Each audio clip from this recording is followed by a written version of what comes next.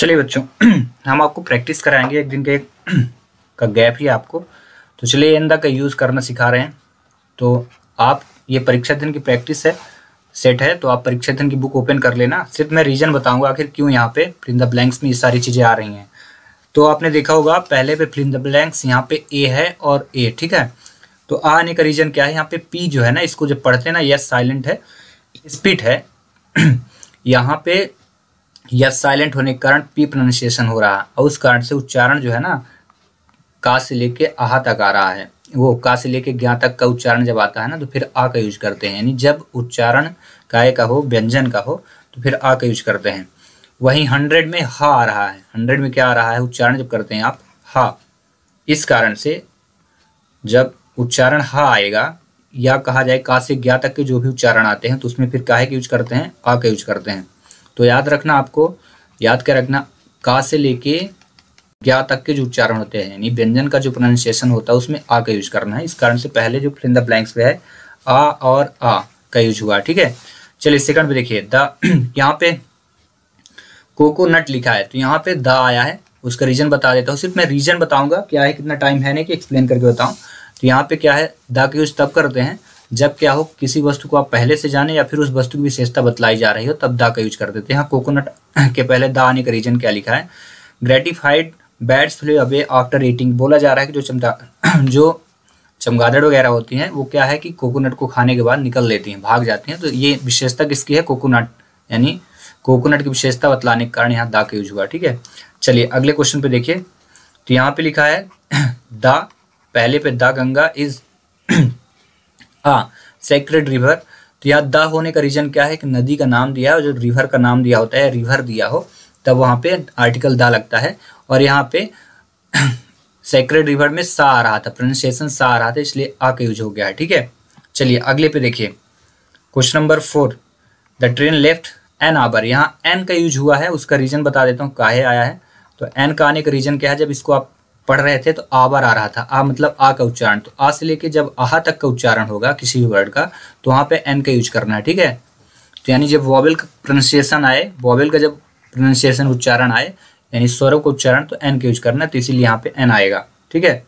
चलिए नेक्स्ट देखिए, question number आपका 5, मिस्टर डेविड इज। तो यहाँ पे आ यूज हुआ है, उसका रीजन बता देता हूँ। जब आपने इसको पढ़ा तो यूरोपियन, यू आएगा, ठीक है, यूरोपियन। तो यहाँ पे ई नहीं देखना है कि वॉवेल है इसलिए एन लगा दें, यूरोपियन। जब इसको उच्चारण इसका पढ़ें तो क्या आ रहा, या आ रहा, और या मतलब का से ज्ञा तक के वर्ड यानी व्यंजन आ रहा, इसके कारण यहाँ आ का यूज होगा, ठीक है। तो ये काफी बार एग्जाम में आ चुका है, जो इंपॉर्टेंट को मैं टिक भी करता जा रहा हूँ, तो देखते रहना ना। आयरन इज अ यूजफुल, तो यहाँ आ का यूजफुल में भी या यूज हुआ है, यूजफुल, ठीक है। Ram is NCC cadet, NCC में एन यूज हुआ, उसका रीजन बता दो। तो जब आपने एन को पढ़ा तो एन पढ़ा है, यन नहीं, यन। तो यन के कारण ये क्या हो जाएगा, ए आया, और ए काहे का प्रोनाउंसिएशन होता है, वोवेल का, ठीक है ना। इस कारण से यहाँ पे एन का यूज हुआ। नंबर 8 पे देखिए, माई फादर गेव मी आ 1 रुपी। 1 में वाह आ रहा था, जब आपने इसको प्रोनाउंसिएशन किया तो वाह आया, इसलिए आ का यूज होगा, ठीक है। सिर्फ मैं आपको प्रैक्टिस करवा रहा हूँ, रिवीजन, कि आप कैसे जानेंगे कैसे फिल इन द ब्लैंक्स भरना है। तो सिर्फ आपको फिल इन द ब्लैंक्स ध्यान रखना। इसमें फाई आएगा, एग्जाम में लिखा भी है आपने, आंसर शीट आप देखते रहना, मैच करते रहना। फाई मैन इज मॉडल, तो उसका रीजन बता देता हूँ। आर्टिकल का यूज तब ना करें जब किसी भी वस्तु को क्या स्पेसिफाई बताया जा रहा है, उसके बारे में व्यक्ति विशेषता बतलाई जा रही हो, ठीक है ना। तो वहां पे कभी भी आर्टिकल का यूज नहीं किया जाता। तो यहाँ मैन इज मॉर्टल, इसीलिए यहाँ पे फाई का यूज हुआ है, ठीक ना। तो यहाँ फाई आएगा। अगले क्वेश्चन पे देखिए, 10, this is an ink pot which contain. यहाँ पे भी फाई आएगा, उसका रीजन बता देता हूँ। एन का रीजन जान गए हैं, जब इसको आपने उच्चारित किया तो इन आ रहा था, ई मतलब ई आ गया, इस कारण से यहाँ पे क्या आएगा, एन आएगा। ई क्या होता है, वॉवेल होता है। वहीं फाई आने का रीजन ध्यान रखना, कलर के नाम के पहले कभी भी आर्टिकल नहीं लगता, इसलिए यहाँ फाई मतलब ब्लैंक, यहाँ खाली स्थान, कुछ नहीं आने वाला है, ठीक है ना, आर्टिकल आएगा ही नहीं। तो ये रेड है, रेड क्या है, कलर है। तो याद रखना, कुछ चीज़ें और बता देता हूँ, स्पोर्ट के नाम के पहले नहीं आता, कलर के नाम के पहले आप आर्टिकल का यूज ना करें, ठीक ना। किसी भी विषय वस्तु के नाम के पहले बिल्कुल भी, सब्जेक्ट का नाम जैसे मैथ वगैरह दिया हो, इनके नाम के पहले आप आर्टिकल का यूज ना करें। बीमारी के नाम के पहले आप डिजीज दी हो, इनके नाम के पहले आर्टिकल ना यूज करें। स्पोर्ट्स नेम दिया हो, जैसे आपने पढ़ा होगा आई एम प्लेइंग क्रिकेट, लेकिन ये कभी ना सुने होंगे I am playing a cricket, तो क्योंकि क्रिकेट क्या है, द नेम ऑफ स्पोर्ट, तो इनके नाम के पहले ना यूज करें। तो ये कलर है, कलर के नाम के पहले आर्टिकल यूज नहीं किया जाता, इस कारण से यहाँ नहीं यूज हुआ। चलिए नेक्स्ट देखिए, गोल्ड इज प्रीशियस मेटल, तो यहाँ पे आ का यूज, प्रीशियस भी प्रोनाउंसिएशन पे पा रहा था, प्रीशियस में पा, तो प्रीशियस के कारण, पा के कारण उच्चारण हुआ कॉन्सोनेंट का, इसलिए आ यूज हुआ। क्वेश्चन नंबर 12 देखिए, तो यहाँ पे दिया है gold of things ring is not pure, तो यहाँ द गोल्ड, तो यहाँ पे पहली बात तो याद रखें गोल्ड क्या मटेरियल नाउन है, मटेरियल नाउन के साथ आर्टिकल नहीं लगता है। बट यहाँ पे क्या है, जब कभी विशेषता बतलानी हो उस थिंग्स की, तो यहाँ पे क्या है, gold of things ring is not pure, यानी जो सोने की अंगूठी होती है वो प्योर नहीं बना जा सकती। The gold of this ring is not pure, यहाँ बताया जा रहा है, ऐसा नहीं है जो मैंने बोला था, the gold of this ring is not pure, यानी जो ये सोने की अंगूठी वो प्योर नहीं है। तो यहाँ क्या है कि अंगूठी की विशेषता बतलाने के लिए यहाँ पे द का यूज हो गया है, ठीक है। अदरवाइज आप याद रखें मटेरियल नाउन के पहले कभी भी आर्टिकल लगता ही नहीं है, ठीक है। क्वेश्चन नंबर 13 देखें, 13 पे पहले there is a suitcase, suitcase में सा आ गया, इस कारण से आ का यूज।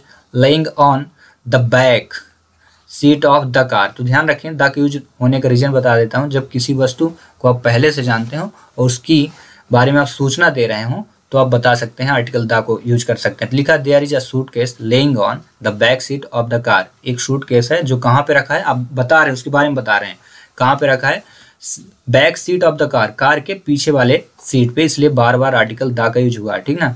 ये डेफिनेट आर्टिकल है, निश्चित होने के कारण द का यूज हुआ। चलिए अगला रामायण, तो इसमें तो मे बी आपको श्योर ही होगा, ये क्या है, नेम ऑफ रिलीजियस बुक है, धार्मिक पुस्तकों के नाम के पहले आर्टिकल द का यूज होता है, तो यहाँ पे द आएगा।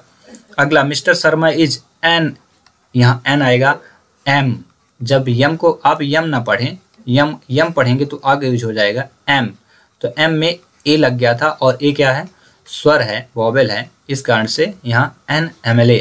काफ़ी बार एग्जाम में आ चुके हैं, ये एग्जाम में बहुत बार एग्जाम में आए हैं, NCC वाला हो गया, MLA हो गया, और इमोर्टल हो गया, और गंगा, ये सारी चीज़ों को आप रिवीजन करें, ये याद रखें, हर एक चैप्टर से एक क्वेश्चन आएगा। जितने भी एक्सरसाइज 23 या 20 एक्सरसाइज हैं आपके परीक्षा अध्ययन में ग्रामर में सेक्शन सी पे, एक एक एक्सरसाइज से एक क्वेश्चन आने हैं, तो आप इनको रिवीजन जरूर कर लें, ठीक ना। अगला swimming is a great fun, तो ग्रेट जब आप पढ़ रहे थे तो गा आ रहा था, और गा क्या है, का से लेके ज्ञा तक का वर्ड है, यानी ये इसको कहते हैं व्यंजन, हिंदी का व्यंजन है, इंग्लिश में कॉन्सोनेंट बोलेंगे, तो इसी कारण से आ का यूज हुआ। Swimming is a great fun, तो ये भी आ चुका है एग्जाम में, तो जितने भी एग्जाम में आए हैं इनकी रिवीजन आप करते जाएं।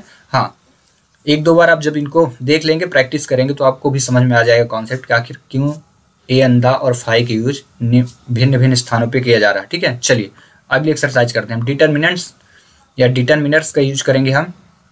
तो यहाँ पे देखना, पहले पे आप आंसर को ओपन करके रखो, जिससे आप मिलाते जाओ, आपके जो कॉन्सेप्ट है ना वो बस क्लियर हो जाए, ठीक ना।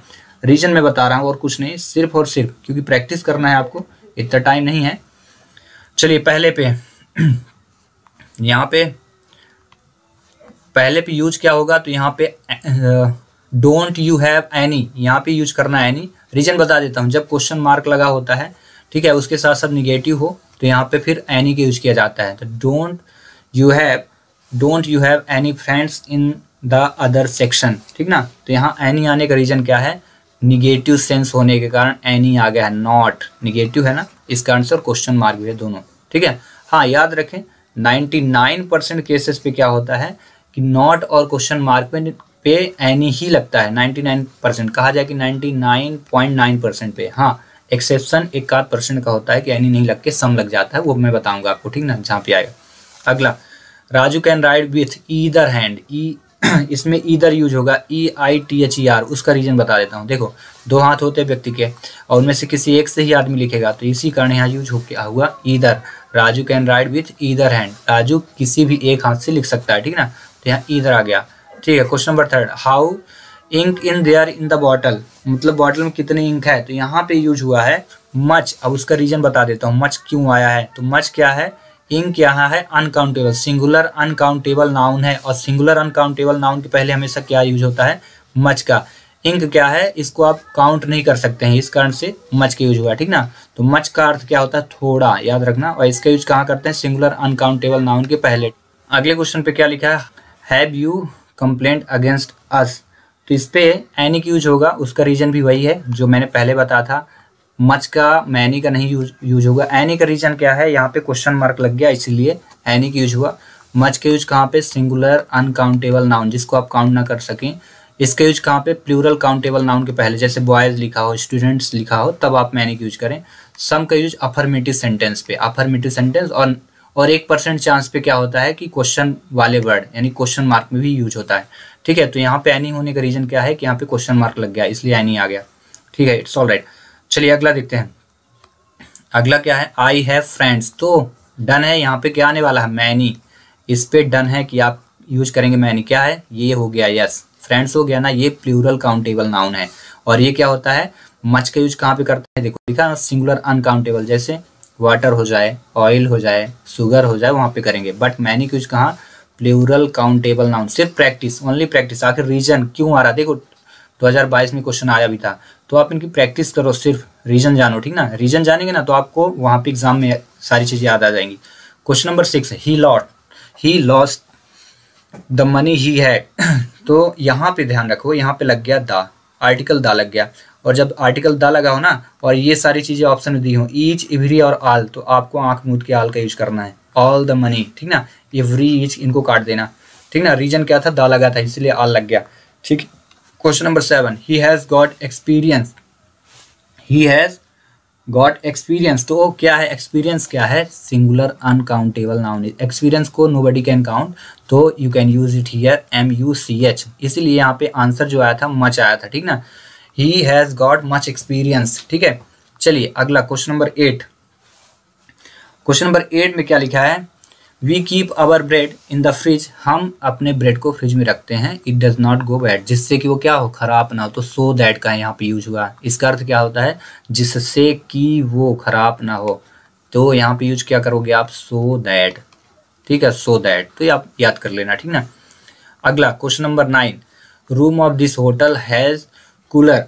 तो जो भी होटल होते हैं उसके हर एक रूम, प्रत्येक रूम में क्या है, कूलर है। तो यहाँ पे ईच होगा, ईच का अर्थ होता है, ईच यानी प्रत्येक, प्रत्येक यानी हर एक। जब क्या हो ईच के यूज तब करें जब 2 से अधिक, या कहा जाए कि 1 या 1 से अधिक के लिए हर एक के अर्थ में यूज होता है। तो यहाँ लिखा ना, room of this hotel has a cooler, यानी प्रत्येक होटल के प्रत्येक कमरे में कूलर है, तो ईच का यूज होगा, ठीक है। Question number 10, there are precious book in the library. तो ये क्या, पूरा का पूरा सेंटेंस पॉजिटिव है, तो पहले ही बताया। एनी का यूज तो होना नहीं, निगेटिव के लिए होता है। मच के यूज आप कर सकते हैं, ठीक है, बट यहाँ नहीं होगा, अनकाउंटेबल नाउन है। रही बात सम की, तो लिखेंगे there are some precious book in the library, कुछ, ठीक है, इसका अर्थ होता है कुछ।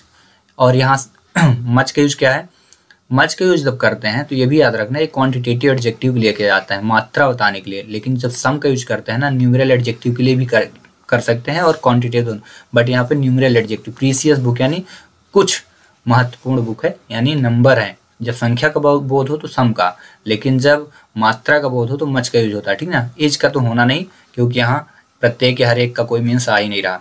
अगला देखें क्वेश्चन नंबर अगला, तो क्वेश्चन नंबर इसमें देखें 11, और 11 का क्या है, religion when followed faithful lead to God. Every, EVERY, every religion when followed faithful lead to God. जब वफादारी के साथ क्या करते हैं, धार्मिक चीज़ों को अपनाते हैं, तो काहे का नेतृत्व करते हैं, भगवान का। तो यहाँ प्रत्येक लोगों के लिए यहाँ पे यूज हुआ, हर एक लोग नहीं, सभी लोग, जितने भी लोग होते हैं, ठीक है। Question number 12, he did not have. अब यहाँ पे मिल्क, मिल्क क्या, सिंगुलर अनकाउंटेबल नाउन, मिल्क को नोबडी कैन काउंट। तो पहली बात तो याद रखना, फ्यू का यूज होता है प्लूरल काउंटेबल नाउन के पहले, ठीक है, फ्यू का, तो ये तो आना नहीं है, ठीक है। एनी का यूज होता है निगेटिव के लिए, एनी का यूज काहे के लिए होता है, निगेटिव के लिए। तो इसका यूज यहाँ करो ना, एनी का ही यूज करो। क्यों, क्योंकि यहाँ आ गया नॉट, और नॉट में पहले ही बोला ना, 99.9% केसेस पे नॉट और क्वेश्चन मार्क पे एनी आता है। सम का आएगा नहीं क्योंकि ये अफर्मेटिव और क्वेश्चन मार्क में कर सकते हैं। लिटिल का यूज होता है, लिटिल यूज कर सकते हैं, लेकिन यहाँ नॉट होने के कारण लिटिल हट गया, तो इसको भी गायब कर दीजिए। ये भी क्या है, प्लूरल सिंगुलर अनकाउंटेबल नाउन, इसको कर सकते थे हम यहाँ पे। ठीक है, चलिए तो अगला क्वेश्चन करते हैं हम लोग। अगले क्वेश्चन पे क्या लिखा है, I have spare pen, I have no लिखना। ठीक है, एनी की यूज तो ऐसे भी निगेटिव के लिए किया जाता है, तो सेंटेंस में कहीं था नहीं, नॉट नहीं था, क्वेश्चन मार्क नहीं, दो चीजें याद रखना, क्वेश्चन मार्क और नॉट, दो चीजें रहे ना तो एनी लगा देना। ठीक ना, ठीक है। अगला, ये वेरी इंपॉर्टेंट क्वेश्चन है, ये बहुत इंपॉर्टेंट क्वेश्चन है। ठीक ना, तो इसमें ऑल लिखना, all that glitters is not gold, इसको तो रट लो आप। ठीक ना, इसको याद कर लेना, एग्जाम में आ चुका है, all that glitters is not gold. ठीक है, क्वेश्चन नंबर 15 पे आप देखो, 15 में लिखा कि ही स्पीक्स डिफरेंट लैंग्वेजेस, तो ही स्पीक्स, यहाँ क्या हो गया 15 पे लैंग्वेजेस प्लूरल काउंटेबल नाउन का यूज किया गया। प्लूरल काउंटेबल नाउन एक ऐसी नाउन जिसको आप गिन सकते हो, ऊपर से प्लूरल है या सीएस लग गया, तो फिर तो आपको मैनी का ही यूज करना है।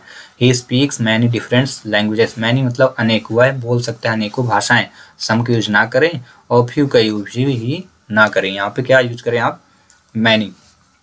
ठीक है, अगला, would you give me, A question mark, would you give me books, तो यहाँ पे आपको यूज करना है सम का। मैं बोला था ना, रेयर केसेस में यूज होता है, एनी की यूज ना करें, जबकि क्वेश्चन मार्क भले है।